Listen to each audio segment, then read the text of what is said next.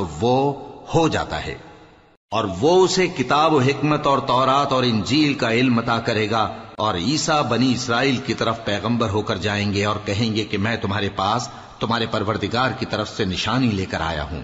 وہ یہ کہ تمہارے سامنے مٹی سے پرندے کی صورت بناتا ہوں، پھر اس میں پھونک مارتا ہوں تو وہ اللہ کے حکم سے سچ مچ پرندہ ہو جاتا ہے،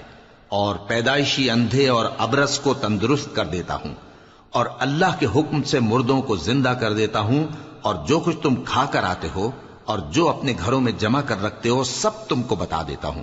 اگر تم صاحب ایمان ہو تو ان باتوں میں تمہارے لیے نشانی ہے، اور مجھ سے پہلے جو تورات نازل ہوئی تھی اس کی تصدیق بھی کرتا ہوں، اور میں اس لیے بھی آیا ہوں کہ بعض چیزیں جو تم پر حرام تھیں ان کو تمہارے لیے حلال کر دوں،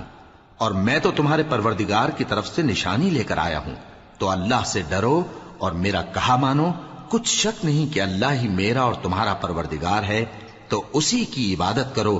یہی سیدھا رستہ ہے۔ پھر جب عیسیٰ نے ان کی طرف سے انکار و نافرمانی ہی دیکھی تو کہنے لگے کہ کوئی ہے جو اللہ کا طرفدار اور میرا مددگار ہو؟ حواری بولے کہ ہم اللہ کے طرفدار اور آپ کے مددگار ہیں، ہم اللہ پر ایمان لائے اور آپ گواہ رہیں کہ ہم فرمانبردار ہیں۔ اے پروردگار، جو کتاب تو نے نازل فرمائی ہے ہم اس پر ایمان لے آئے اور تیرے پیغمبر کے متبع ہو چکے،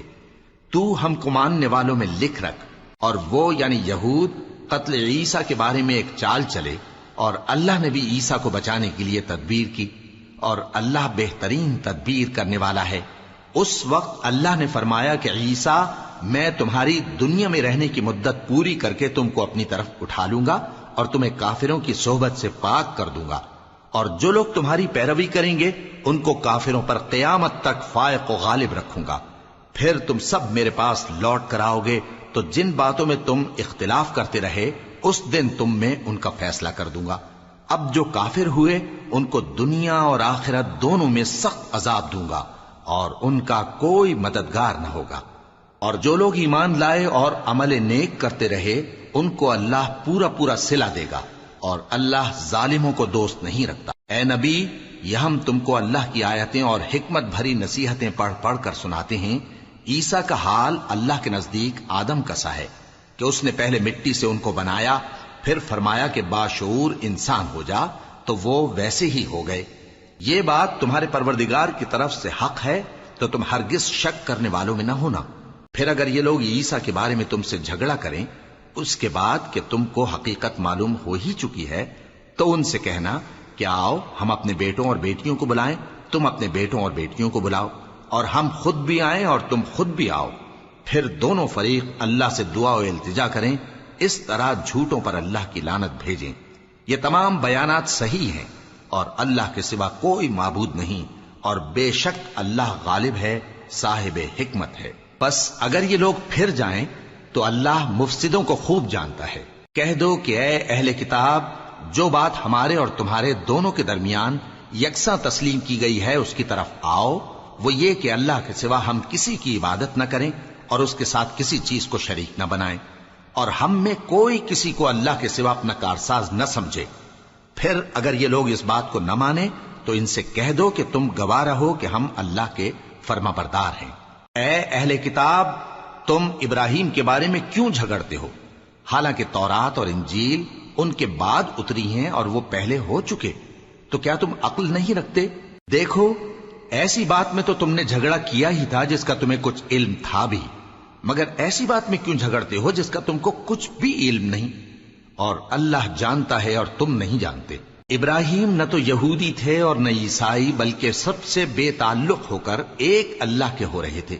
اور اسی کے فرما بردار تھے اور مشرکوں میں نہ تھے۔ ابراہیم سے زیادہ قرب رکھنے والے تو وہ لوگ ہیں